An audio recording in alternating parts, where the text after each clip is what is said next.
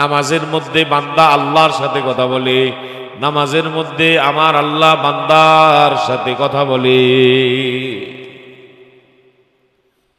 আল্লাহ পাকের সাথে কথা বলার একটাই জায়গা নামাজ। সুবহানাল্লাহ। এ চেকাজদর মুলকে ও আম্বাজনে, হে চেকাজদর মুলকে ও আম্বাজনে, কওলে ও রালাহনে আওয়াজনে।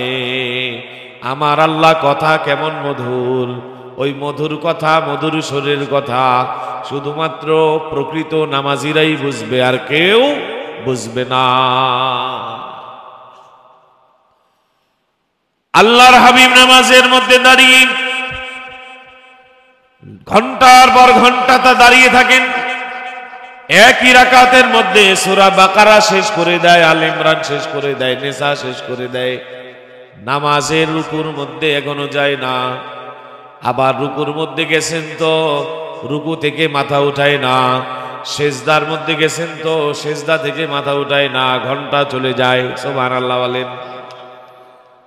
আয়েশা সিদ্দিকা রাদিয়াল্লাহু তাআলা আনহা বলেন, আমি মাঝে মাঝে ভয় পেয়ে যেতাম, না জানি সেজদার মধ্যে রুহু বোধহয় কবজ হয়ে গেছে,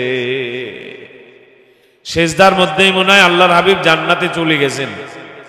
না হয় মাথা উঠায় না কেন? ঘন্টার পর ঘন্টা চলে যায়, আল্লাহর হাবিব সেজদার মধ্যে পড়ে আছে। আল্লাহু আকবার।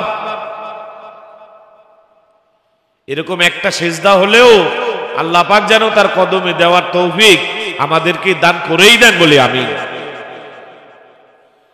সেজদার মধ্যে আল্লাহর হাবিব, কিয়ামের মধ্যে আল্লাহর হাবিব, রুকুর মধ্যে আল্লাহর হাবিব। রাত কেটে যায়, রাতের পর রাত কেটে যায়। যতই কষ্ট হোক, মাওলা পাকের দরবারে হাজিরা দেওয়া এত মজা, ওই কষ্ট সব দূর হয়ে যায়। পাদশাহ মালে মস্ত বাগরি বাহালে মস্ত, পাদশাহ মালে মস্ত বাগরি বাহালে মস্ত, খবরু ইয়া নাজে মস্ত আশিকে দিদারে মস্ত। আল্লাহর আশিক যদি হয়েই যাওয়া যায়, মাওলা পাকের ইশক আর মহব্বতের দরিয়ায় যদি ডুবই দেওয়া যায়, কিসের কষ্ট, কিসের ক্লেশ? আরে ইউনুস নবী মাছের পেটে গিয়েও কষ্ট পায় না, জাকারিয়া করাতে চিরেও কষ্ট পায় না, ইব্রাহিম আগুনে ঝাঁপ দিয়েও কষ্ট পায় না। সুবহানাল্লাহ। শুধু মজা আর মজা, মজা আর মজা। পা ভুলে গেছে, কষ্ট হচ্ছে। লোকেরা নিন্দা, গীবাত, শিকায়েত, মিছিল, মিটিং করে। ইসলাম হলো দরিদ্রতার ধর্ম, ইসলাম হলো কষ্টের ধর্ম। ইসলাম ধর্মের কারণে মুসলমানদের কষ্ট হয়, নবীর কষ্ট হয়, পা ফুলে ফুলে অসুস্থ হয়ে যায়। আল্লাহর হাবিব সাল্লাল্লাহু আলাইহি সাল্লামের পরেও নামাজ ছাড়েন নাই। সাহাবীরা জিজ্ঞেস করেন আল্লাহর হাবিবকে, আয়েশা সিদ্দিকা রাদিয়াল্লাহু তাআলা আনহা জিজ্ঞেস করেন, ইয়া রাসূলুল্লাহ, ইয়া হাবিবাল্লাহ, এত কষ্ট করেন, এত কষ্ট করেন, আপনি তো এমন নবী যার আগেও গুনাহ নাই, পরেও গুনাহ নাই। লিয়াগফিরা লাকাল্লাহু মা তাকদ্দামা মিন যামবিকা ওয়া মা তাআখার, কদ গাফারাল্লাহু লাকা মা তাআখারা মিনাজ যামবি ওয়া মা তাকদ্দাম। আপনার আগেও কোনো গুনাহ নাই, আপনার পরেও কোনো গুনাহ নাই। আপনি নিরঙ্কুশ গুনাহমুক্ত পবিত্র সত্তা, পবিত্র আত্মা। আপনি মহানবী, আপনি বিশ্ব নবী, আপনি আল্লাহর নবী। আল্লাহ পাক সৃষ্টির সবার উপরে আপনার সম্মান দিয়েছেন, এরপরেও কেন আপনি এত কষ্ট করেন? আল্লাহর হাবিব বলেন, আফালা আকুনু আবদান শাকুরা। আমাকে আল্লাহ তাআলা এত বড় নিয়ামত দিয়েছেন, আমি কি আমার মাওলার শুকর আদায় করব না? আমি কি আল্লাহর শুকর আদায় করব না? তাহলে নিয়ামত পেলে নিয়ামতের শুকর আদায় করার দরকার আছে না নাই? এটা নবীর শিক্ষা। সুবহানাল্লাহ বলেন। এটা কার শিক্ষা? নবীর শিক্ষা। নিয়ামতের শুকর আদায় করতে হয়। আল্লাহ পাক বলেন, লাইন শাকারতুম লাযিদান্নাকুম, যত শুকর করবা তত বাড়াইয়া দেব। সুবহানাল্লাহ। যত শুকর আদায় করবে তত কি করবে? আল্লাহ পাক বাড়াইয়া দেবে। এই জন্য জোরে সোরে বলি না আলহামদুলিল্লাহ। আল্লাহ, শবে বরাত এটা আমাদের দেশের, আমাদের এই সাবকন্টিনেন্টের পরিভাষা। শবে বরাত মূলত এটা ফার্সি শব্দ। ফার্সিদের শাব মানে রাত্র, শাব মানে কি রাত্র। ফার্সিতে বলে শাব্বা খায়ের মানে গুড নাইট। আমরা কি বলি গুড নাইট, শুভরাত্রি। ফার্সিতে বলে শাব্বা খায়ের, শুভরাত্রি, গুড নাইট। শাব শব্দের অর্থ রাত্রি। শবে বরাত আর বরাত শব্দ যদি বাংলা হিসেবে ধরেন তাহলে বলে কপাল, এটা বাংলা বানানো। মূলত বারাআতুন থেকে বরাত। বরাতের অনেকগুলো অর্থ, তার মধ্যে একটা অর্থ হলো পুণ্য, একটা অর্থ কি পুণ্য, নেক। তাহলে শাবে বরাত মানে কিসের রাত্র? পুণ্যের রাত্র। এই রাতে পুণ্য আছে না নাই? আছে, সেই হিসেবে পুণ্যের রাত্র। আবার শাব মানে রাত, বারাআতুন মানে মুক্তি। বারাআতুন মুক্তি, মুক্তির রজনীও বলা হয় এই রাত। শবে বরাত মুক্তির রজনী। আল্লাহ, বারাআতুন। আবার এই রাতকে লাইলাতুল বারাকাও বলা হয়, বরকতের রাত। সুবহানাল্লাহ। লাইলাতুল খয়র বলা হয়, উত্তম রাত, উত্তম রজনী, বরকতের রজনী। আল্লাহ, এটা ফার্সি শব্দ। মূলত এই শব্দে কোরআন হাদিসে লাইলাতুন নিসফে মিন শাবানের এই শব্দে এর নাম কোরআন হাদিসে নাই। কোরআন হাদিসে আসছে লাইলাতুন নিসফি মিন শাবানা, শাবান মাসের মধ্য রজনী। শাবান মাসের কোন রজনী? মধ্য রজনী, মানে মাঝখানে 14 নম্বর দিন গিয়ে এই যে 15 নম্বর দিন আসলো, এই 15 নম্বর দিন অর্থাৎ 14তম দিন শেষ করে 15 নম্বর যে রাত প্রথম আসে, এই রাতকে বলা হয় লাইলাতুন নিসফি মিন শাবান। যেই রাতের পরে আবার দিন আসে, দিন রাত মিলে মোট 24 ঘন্টা। এই রাত্রের কিছু আমল বিভিন্ন হাদিস সূত্রে পাওয়া যায়, যে আমলগুলো সহিহ জয়ীফ মিলে বলে। বহু জয়ীফ হাদিস পাওয়ার কারণে আলবানী রহমাতুল্লাহ আলাই, ইবনে তাইমা রহমাতুল্লাহ আলাই প্রমুখ মুহাদ্দিসও বলেছেন যে সবগুলো হাদিস একত্রিত করলে দেখা যায় এই রাত্রের গুরুত্ব আছে। সুবহানাল্লাহ। আল্লাহ, হাসান লি গায়রিহি, হাসান বলেছেন এই হাদিস। তার আগে আমরা লাইলাতুল বারাতের নেকের কাজের সাথে সাথে আবার কিছু রুসুম, কিছু বেদাত আমরা চালু করেছি, ওইগুলো আমরা একটু আলোচনা করব। এরপরে নেকের কাছে যাব, নেক শেষ করে মোনাজাত ইনশাআল্লাহ। 1 নাম্বার রুসুম হলো লাইলাতুল বারাত বা লাইলাতুন নিসফে মিন শাবান।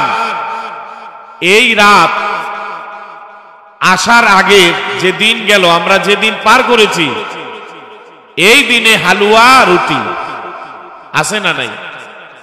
এখন তো কমে গেছে অনেক, আলহামদুলিল্লাহ। ঘরে ঘরে রুটি বানাও, চালের রুটি, আটার রুটি, জবের রুটি, গমের রুটি, যত ধরনের রুটি বানানো যায়।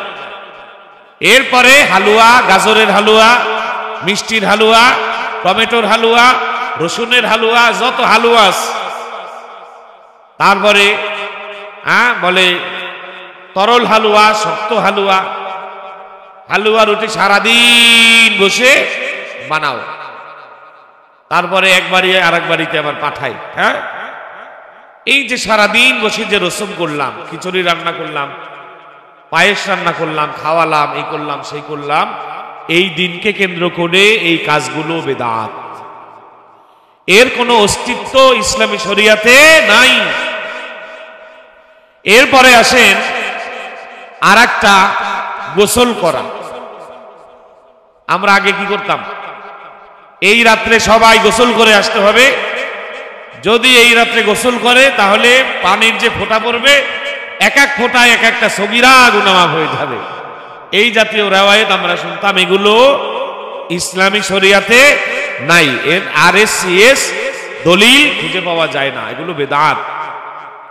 আল্লাহর হাবিব, সাহাবী, তাবেঈ, তাবে তাবি, আইম্মায়ে মুজতাহিদিন, উলামায়ে মুতাকাদ্দিমিন, উলামায়ে মুতাআখিরিন, কারো মধ্যে এ সমস্ত আমল পাওয়া যায় না। হ্যাঁ, পাওয়া যায় কি কি, এগুলো আসবে সামনে ইনশাআল্লাহ।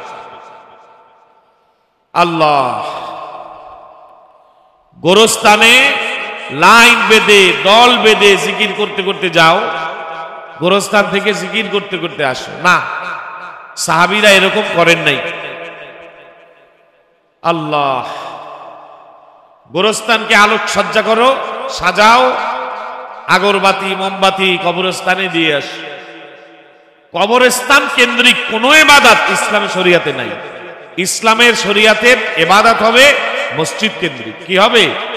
মসজিদ কেন্দ্রিক। মসজিদে যতটুক হোক, যা হোক, এটা মসজিদে হবে।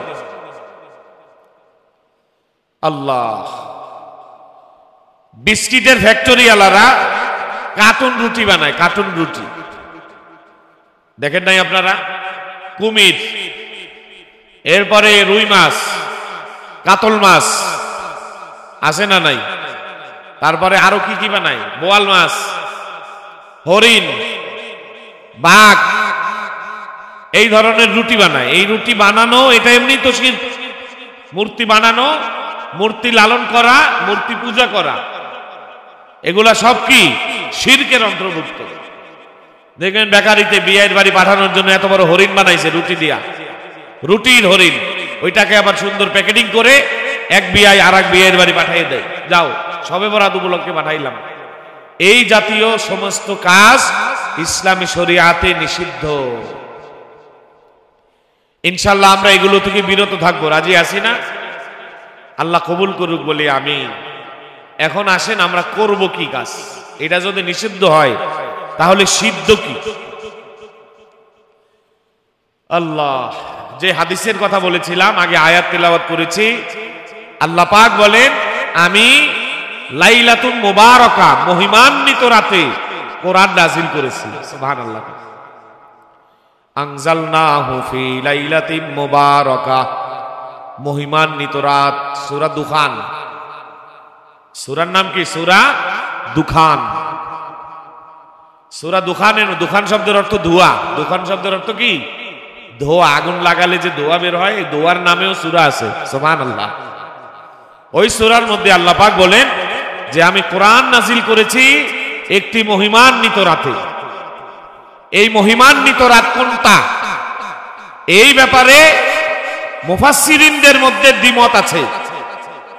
বিশুদ্ধ এবং অধিক মুফাসসিরদের মত হলো এই রাতটা হলো লাইলাতুল কদরের রাত। কোন রাত? ইন্না আনজালনাহু ফি লাইলাতিল কদর। মুখস্থ আছে না? পড়েন আমার সাথে।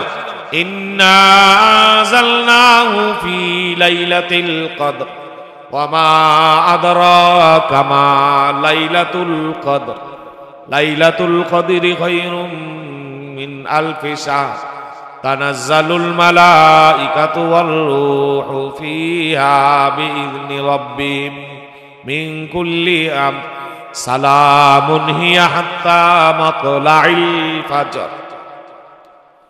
অধিকাংশ মুফাসসির বলেছেন সূরা দুখানের আলোচ্য আয়াতটি যেই রাতকে ইঙ্গিত করেছে, এই রাতটা হলো লাইলাতুল কদরের রাত। যেই রাতের ব্যাপারে আল্লাহ বলেছেন লাইলাতুল কদরি খায়রুম মিন আলফি শাহর, হাজার হাজার মাসের চাইতে যেই রাতের মর্যাদা বেশি। সুবহানাল্লাহ। আল্লাহ। এবার আসেন, অধিকাংশ এবং জামহুর মুফাসসিরদের মত এটা। একজন তাবেঈ বিশিষ্ট মুফাসসির হযরত ইকরামা রাদিয়াল্লাহু তাআলা আনহু, বিশিষ্ট তাবেঈ, বিদগ্ধ মুফাসসির ছিলেন।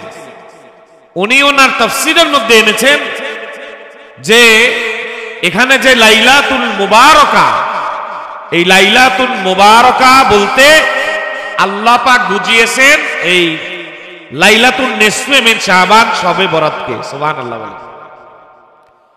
তাহলে ওনার কথা অনুযায়ী এটা শবে বরাত, লাইলাতুন নিসফে মিন শাবান। অন্য মুফাসসিরদের ক্ষেত্রে তাদের কথা অনুযায়ী লাইলাতুল কদর, এবং ওই দিকেই পাল্লা বেশি ভারী, এইদিকে একটু হালকা। প্রশ্ন করবেন, হুজুর এখন তো তাআরুজ লিখে গেছে। তাআরুজ বোঝেন? তাআরুজ হলো একই বিষয় দুই রকম কথা হইলে মানব কোনটা? অধিকাংশ মুফাসসির যেটা বলছে ওইটা মানবো নাকি এইটা মানবো? কোনটা মানবেন? বলে একাধিক বিষয়ে তাআরুজ হলে এটাকে মানিয়ে নিতে চেষ্টা করতে হয়। এটা হানাফি মাসআলার হানাফি মাসলাকের ফতোয়া। যেমন সূরাতুল ফাতিহা এটা পড়া ওয়াজিব, লা সালাতা ইল্লা বিফাতিহাতিল কিতাব, সূরা ফাতিহা না পড়লে নামাজ হবে না।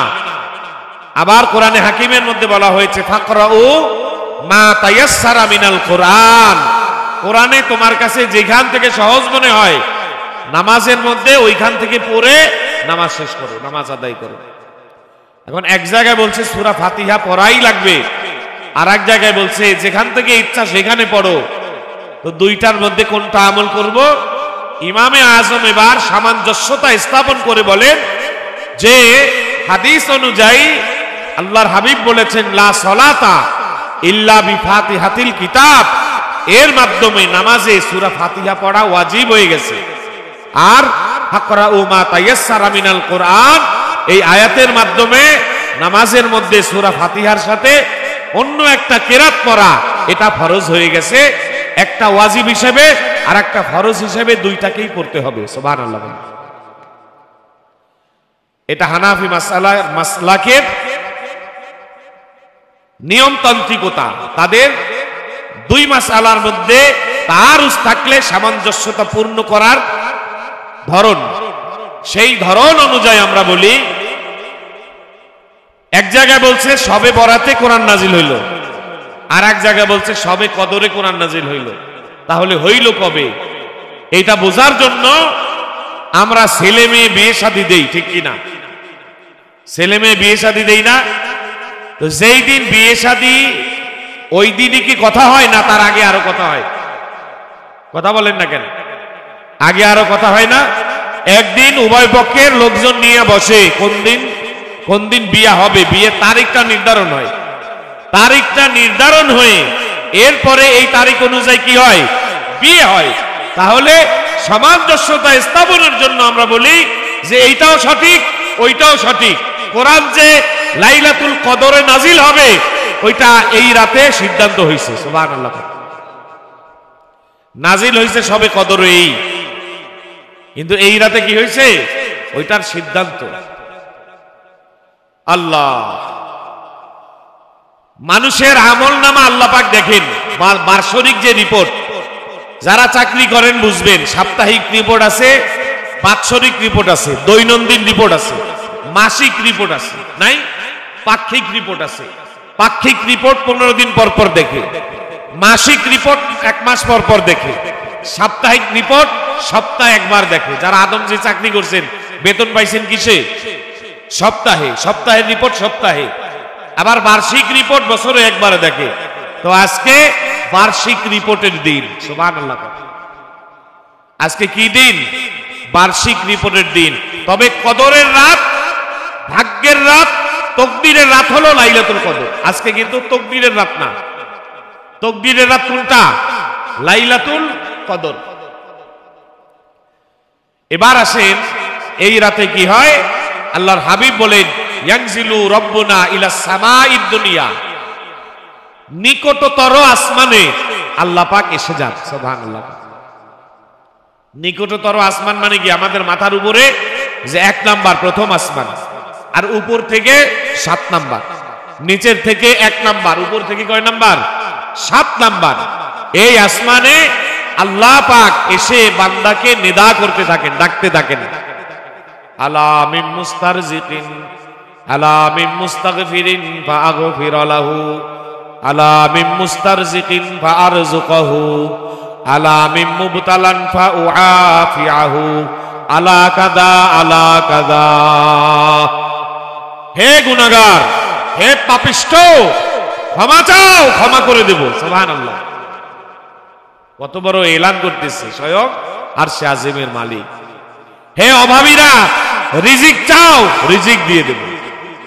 হে বিপদে পতিত ব্যক্তি, বিপদ থেকে আমি আল্লাহর কাছে পানা চাও, আমি আল্লাহ মাফ করে দেব। সুবহানাল্লাহ। কার কি কি বিপদ আছে বলো, তোমার বলতে দেরি হবে, আমার শুনতে দেরি হবে না। হাদিসে পাকের মধ্যে আল্লাহর হাবিব বলেন, এই রাতে আল্লাহ সকলকে গণহারে পাইকারি দরে ক্ষমা করে দেন। সুবহানাল্লাহ। দুইজন ছাড়া। কয়জন? ইল্লাল মুশরিকা, যারা শরীক করে কার সাথে? আল্লাহর সাথে যারা শরীক স্থাপন করে, এই রাত্রে তাদের ক্ষমা নাই, তারা ক্ষমার অযোগ্য, এদেরকে আল্লাহ পাক মাফ করেন না। ওয়াল মুশাহিনা, এবং যাদের অন্তরে হিংসা আছে। কি আছে? হিংসা আছে, হিংসার আগুন জ্বলে, হিংসুককে আল্লাহ তাআলা এই রাত্রে কি করেন না? ক্ষমা করেন না। এই দুই শ্রেণীর লোক, হিংসুক আর মুশরিক, এরা ছাড়া বাকি সবাইকে আল্লাহ পাইকারি দরে মাফ করে দিচ্ছে। আল্লাহর হাবিব বলেন, সুতরাং কুমু লাইলাহা ওয়া সুমু নাহারাহা, হাদিসের মাফহুম, এই রাত্রে ইবাদত করো আর দিনে রোজা রাখো। রাত্রে কি করবে? ইবাদত করবে, আর দিনে কি করবে? রোজা রাখবে, সিয়াম পালন করবে। সিয়াম পালন করব তো আমরা ইনশাআল্লাহ আগামী কালকের, অর্থাৎ শবে কদরের যে সিয়াম, রাতভর নামাজ পড়ে সকালে সিয়াম পালন করা, রোজা রাখা।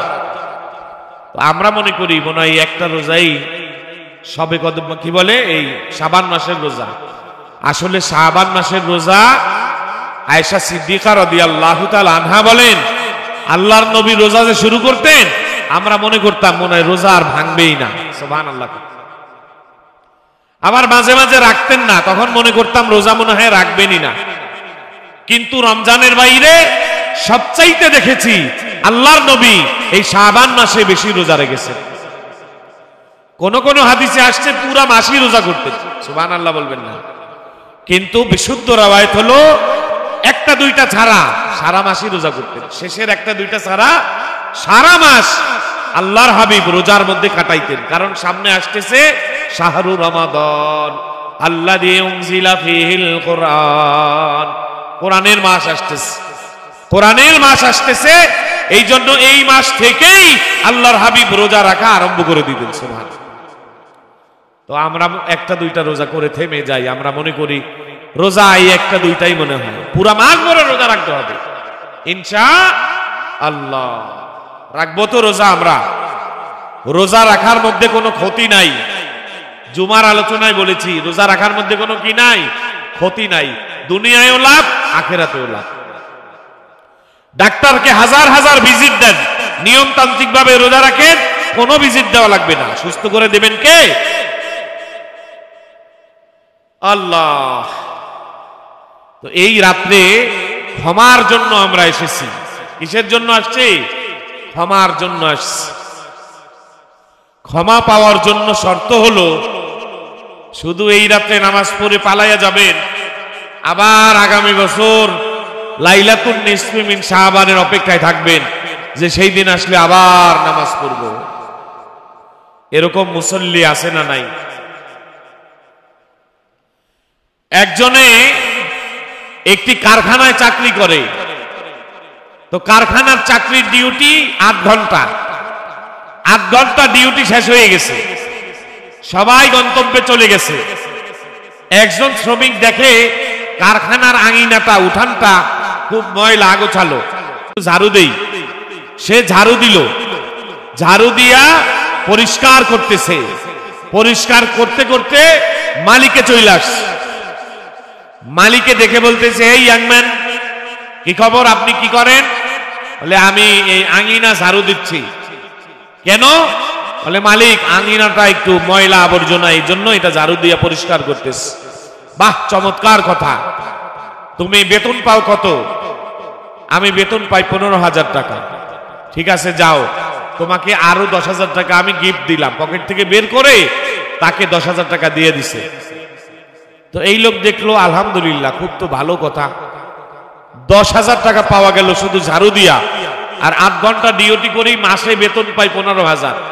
আগামীকাল থেকে আর ডিউটি করব না, একটু ঝাড়ু দিয়া 10,000 করে নিয়ে বাড়িতে যাব। আচ্ছা বলুন, এটা যদি ভাবে, এটা বোকামি হবে না বুদ্ধির পরিচয় হবে? এটা কি হবে? বোকামি। কেন? যে সে নিয়মিত 8 ঘন্টা ডিউটি আদায় করার পরে ঝাড়ু দিছে, এই জন্য সে পুরস্কার পাইছে, ঠিক কিনা? পরের দিন সে অ্যাবসেন্ট, অফিসে নাই। মালিকে বলে, কোথায় সে? কয়, সে তো নাই। মালিক যখন বের হয় দেখে সে ঝাড়ু দিতেছে। কি খবর, ঝাড়ু দাও? হ্যাঁ মালিক, ভাবছি আর চাকরি করব না, চাকরি করে মাত্র 15,000 টাকা বেতন পাই, ঝাড়ু দিয়েই কালকে আপনি 10,000 দিচ্ছেন, আজকেও 10,000 দেন, এখন 10,000 টাকা দিবে না 2টা থাপ্পড় দিবে? কথা কন না কেন? তাহলে যারা 5 ওয়াক্ত নামাজ পড়েন না, মনে করেন বাহ, হুজুররা কত সুন্দর ওয়াজ করে যে লাইলাতুল বারাত, এই লাইলাতুল নিসফি মিন শাবানে আসলেই আমার সব গুনাহ মাফ হয়ে যায়, তো 5 ওয়াক্ত নামাজ কেন পড়বো? বছরে একবার এসে এই নামাজটা পড়ে গুনাহ থেকে মাপ নিয়ে বাড়ি যাব, তাহলে বেতন পাইবেন না থাপ্পড় পাইবেন? দুনিয়ার থাপ্পড় হইলে তো জামিন আছে, আখিরাতের থাপ্পড়ের কোনো কি নাই। আর একটা উদাহরণ দিই, বাজারে 2 কেজি আলুর সাথে 1 কেজি আলু ফ্রি। তার মানে কি, 1 কেজি আলু তখন ফ্রি যখন সে 2 কেজি আলু ক্রয় করবে, ঠিক কিনা? এখন এই ব্যক্তি যায়া জিজ্ঞেস করতেছে, ভাই আলুর বাজারের কি অবস্থা? দোকানদার কয়, 2 কেজি আলু কিনলে 1 কেজি ফ্রি। বলে, ভাই আসছিলাম তো আলু কিনলে, যখন ফ্রি পাওয়া যায় কে আর কিনবে? তাহলে ফ্রি যে 1 কেজি ওইটা আমারে দিয়ে দেন, আমার আর 2 কেজি কেনা দরকার নাই, আজকে ফ্রিটা বাসায় নিয়ে খাবো। তাহলে ওই দোকানদার তাকে ফ্রি আলু দিবে না ধাক্কা দিয়ে বের করবে?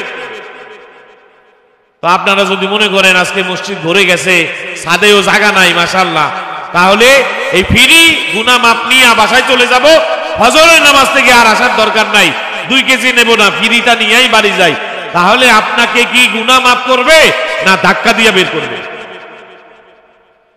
ধাক্কা খাইতে রাজি আছেন আপনারা? ধাক্কা খাবেন? ধাক্কা যদি না খাইতে হয় তাহলে নামাজ প্রত্যেক দিন কয় ওয়াক্ত? জোরে বলেন, কয় ওয়াক্ত? ভদ্রলোকের মতো এই যে আজকের এই রাত্রে যেমন ভরে গেছেন, এরকম যেন প্রত্যেক দিন 5 ওয়াক্তে ভরে যায়, বলি আল্লাহুম্মা আমিন। আরো জোরে বলি আল্লাহুম্মা আমিন। আল্লাহ সকলকে নামাজের তৌফিক দান করুক, বলি আমিন। তাহলে রোজার অবস্থাও তাই, নামাজের অবস্থাও তাই। এই বোনাসগুলা তখন পাবে যখন আপনি নিয়মিত ডিউটি করবেন।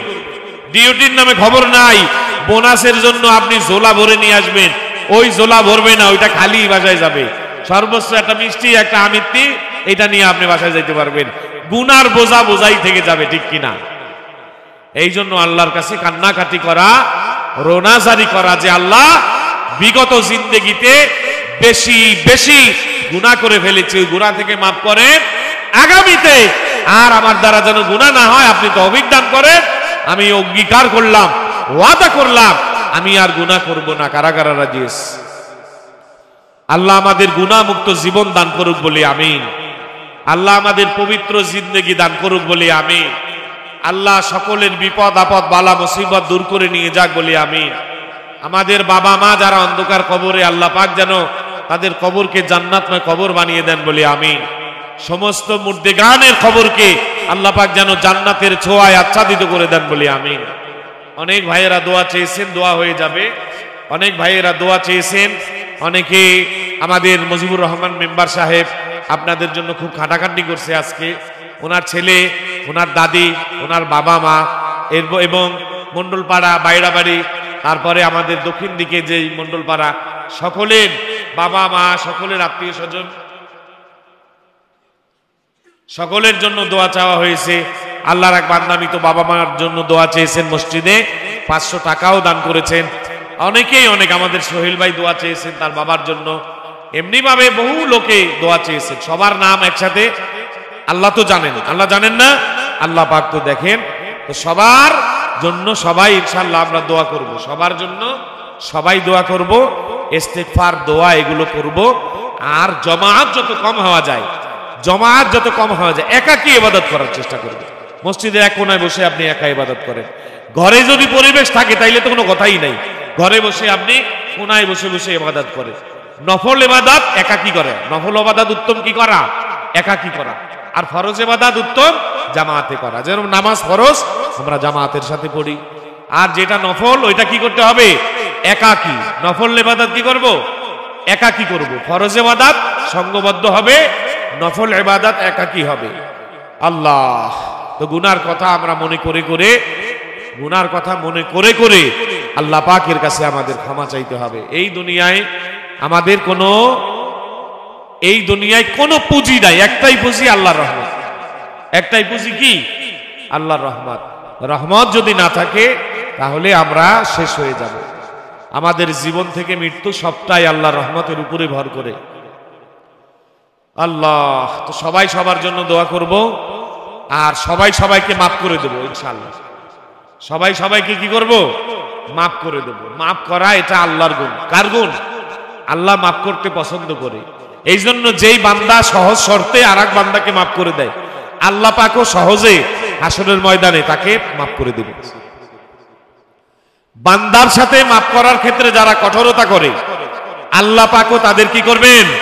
সহজে মাফ করবেন না, কঠোরতা করবেন। এই জন্য যতবার অন্যায় করুক, যতবার অন্যায় করুক, মাফ করে দেবেন। দেখেন শাইখে চরমোনাই, হ্যাঁ, এই যে নায়েবে আমির ফয়জুল করিম সাহেব নির্বাচনের সময় উনি মেয়র নির্বাচন করছিলেন, তো ওনাকে চেয়ার দিয়ে বাড়ি দিয়া ওনার ঠোঁট কেটে ফেলছে।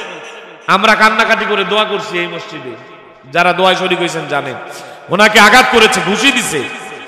এখন তো সরকার পরিবর্তন হয়, যে ঘুষি দিছিল, চেয়ার দিয়ে বাড়ি দিছিল, ওরে মুরিদানরা ধরে হুজুরের কাছে নিয়ে গেছে, সাথে পুলিশও আছে।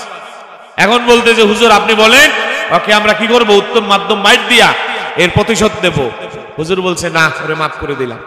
সুবহানাল্লাহ। হুজুর কি বলছেন? যে ও আমাকে মেরেছে, আমিও যদি ওরে ওইভাবে মাইট দিই তাহলে ও আর আমি সমান হয়ে গেল। তো ও আমার উপরে জুলুম করেছে, আমি ওকে মাফ করে দিলাম। এই গুণটা ভালো না খারাপ? এই গুণটা সবার মধ্যে থাকা দরকার। শত্রুকেও, আর এক আল্লাহর বান্দা 1000 টাকা দিয়েছেন, বাবা মার জন্য দোয়া চেয়েছে, আল্লাহ পাক এই বাবা মাকে মাফ করে দিক, অনুদানকে কবুল মঞ্জুর করে নিক বলি আমিন। আল্লাহ, এই জন্য আমরা ইনশাআল্লাহ সবাই সবাইকে মাফ করে দেব। দেখেন গত বছর এই মজমায় কত মানুষ ছিল, এখন নাই। আবার হতে পারে আমরা আগামী মজমায় এরকম থাকবো না। দুনিয়াটাই আসা যাওয়ার উপরে। তবে যে একবার যায় আর আসবে না, একবার গেলে আর ফিরে আসবে না। গেছে তো গেছে। ওয়ালাদাতকা ইবনুকা ইয়া ইবনু বাকিয়ান ওয়ান নাসু ইয়াদহাকুনা সুরুরা ফাআমাল লিনাফসিকা আন তাকুনা ইদা বাকাউ ইয়াউমা মাউতিকা দাহিকাম মাসরুরা।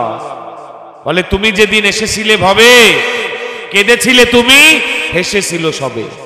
আমরা যেদিন দুনিয়ায় আসছি আমরা হাসছি না কাঁদছি? আমাদের সেক্রেটারি মহোদয়কে একটু সামনে আসতে দেন, একটু ইয়া করে দেন।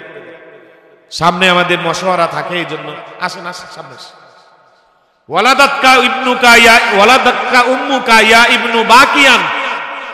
বলে তুমি যেদিন দুনিয়ায় এসেছিলে তুমি কেঁদেছো, ওয়ান্নাসু ইয়াদহাকুনা সুরুরা, আর মানুষেরা হেসেছে। মানুষেরা কি করেছে? হেসেছে। ফাআমাল লিনাফসিকা আন তাকুনা ইদা বাকাউ ইয়াউমা মাউতিকা দাহিকাম মাসরুরা।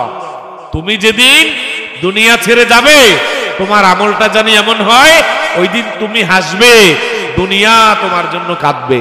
বলেন আল্লাহুম্মা আমিন। আল্লাহ যেন আমাদের মৃত্যুর সময়ও হাসার তৌফিক দান করেন বলি আমিন। ঈমানি জিন্দেগি নিয়ে মরার তৌফিক দান করেন বলি আমিন।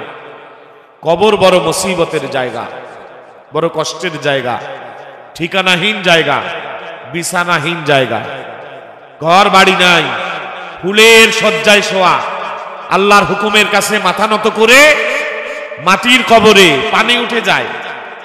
বর্ষাকালে কি হয়? পানি উঠে যায়। কোটিপতি বাবা, কোটিপতি সন্তান, আল্লাহর হুকুমের কাছে সারেন্ডার করে ফুলসজ্জার বিছানা থেকে নামিয়ে, দামি বিছনা চাদর থেকে নামিয়ে, দামি বিল্ডিং থেকে নামিয়ে, এয়ার কন্ডিশন থেকে নামিয়ে ওই ভিজা কবরে পানির মধ্যে ভাসাইয়া দিতে হয়। শুধু বালুর উপরে শুইলে লাশ ডুবে যাওয়ার অবস্থা। তো কলা গাছ এনে কলা গাছের ভেলা বানানো হয়, আছে না নাই? ভেলা বানানো হয়, এরপরে ওই ভেলার মধ্যে শোয়ে দেওয়া হয়। কি দাম আছে আমার, কি দাম আছে আমার? ভেতরে একটা পায়খানার টাঙ্কি, ভেতরে একটা কি পায়খানার টাঙ্কি, মল মূত্র রক্ত দুর্গন্ধ পোকা মাকড় কৃমি এইগুলার একটা বাক্স নিয়ে আমি ঘুরি। উপর দিয়ে মেকআপ করা, ভেতর দিয়ে কি নাপাকের একটা টাঙ্কি। এটা নিয়ে গর্ব করার কিছুই নাই। গর্ব হবে তখন যখন আমার নফস, আমার আত্মা পবিত্র হয়ে যাবে। দুনিয়ায় কোনো গর্ব নাই, গর্ব হবে আখিরাতে। গর্ব হবে কখন? আখিরাতে। আল্লাহ, কনকনে শীতের রাত, 2টা-3টা কম্বল লাগে।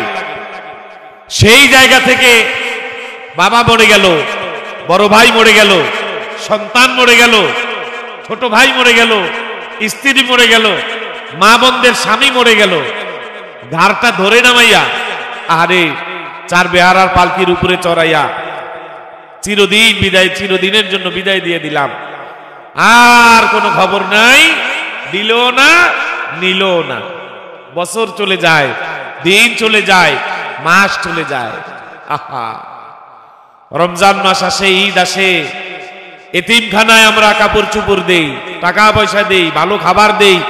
রমজান মাসে দামি দামি ইফতার কিনে গরিব মানুষকে খাওয়াই। আমার কি তৌফিক নাই আমার বাবাকে এক মুঠো ইফতারি দেওয়া? আমার কি তৌফিক নাই আমার মাকে ভালো একটা শাড়ি কিনে দেওয়া? কিন্তু কই, তারাও তো এতিমখানায় চলে গেছে। 3.5 হাত ওই এতিমখানার মধ্যে একবার যে ঢুকছে আর খবর দেওয়ারও নাই, নেওয়ারও নাই। ওই এতিমখানার মধ্যে তারা চলে গেছে, আর কেউ যাবে না এমন না, আমারও যেতে হবে। আহা, কত লাশ, কত মৃত দেখলাম, কত জানাজা পড়লাম। লাশ দেখার তরিকা কি? তরিকা হলো লাশের কাছে গিয়ে লাশের দিকে তাকাইয়া কল্পনা করা, এটা আমি শুয়ে রইছি। এই যে ছেলে মেয়ে কাঁদতেছে, এগুলো আমার ছেলে মেয়ে, কারণ আমাকে তো এরকম একদিন মরতে হবে।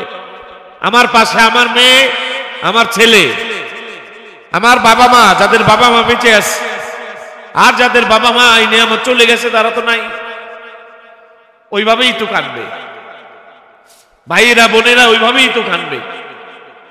বড়ই পাতা, গরম পানি, আমার জন্য সাদা কাপড়, আমার জন্য আতর তসবি, আমার জন্য গোলাপ জল, চন্দন, এগুলো আসতেছে।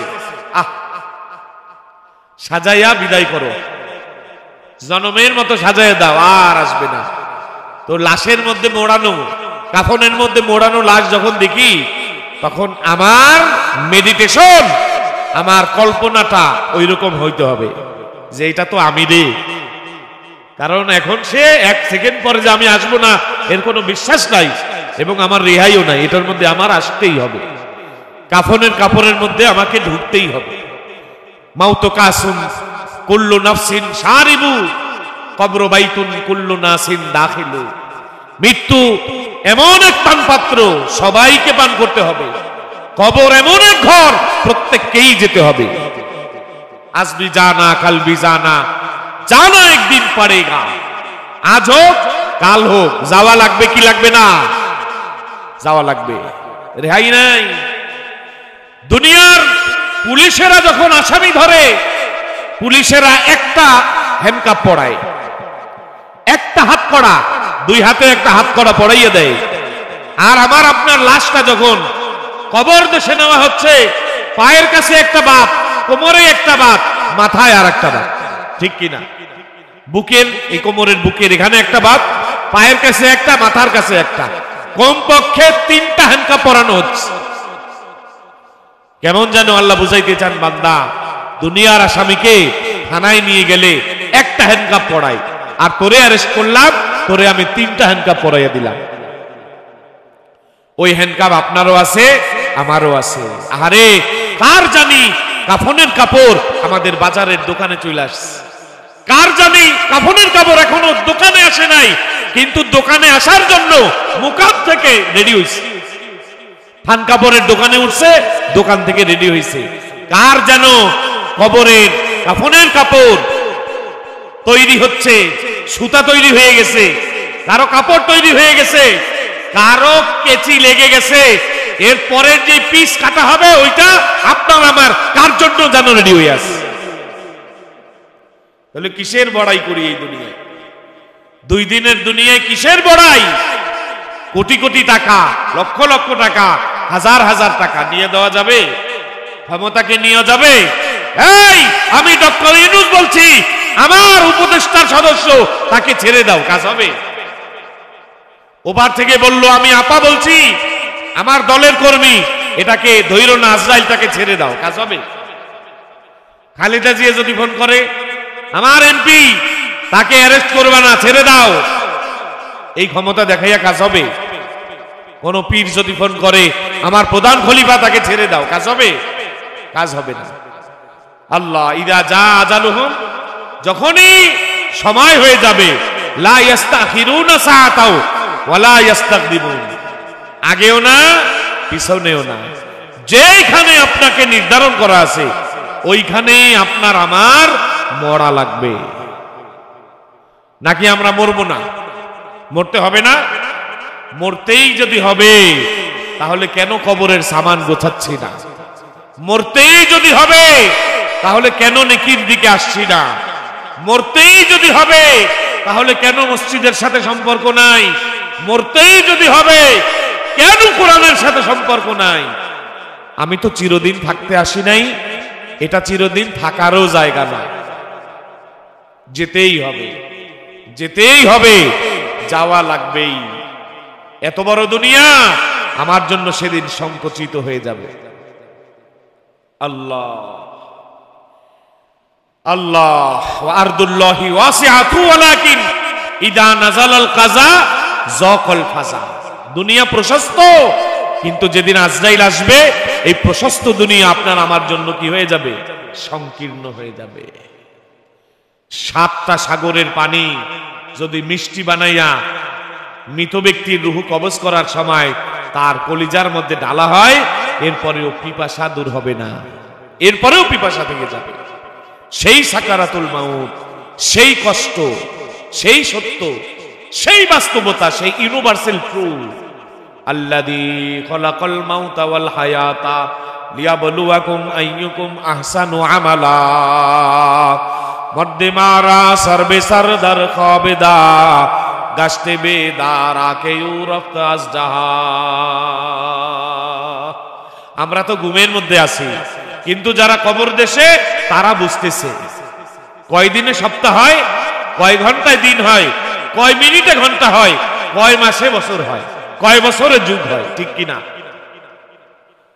তো যদি আখিরাতের সামান গোছাতে হয় আমাদেরকে অবশ্যই অবশ্যই আল্লাহর কথা, নবীজির কথা, কোরআনের কথা, আলেম ওলামার কথা মানা জরুরি কি জরুরি না?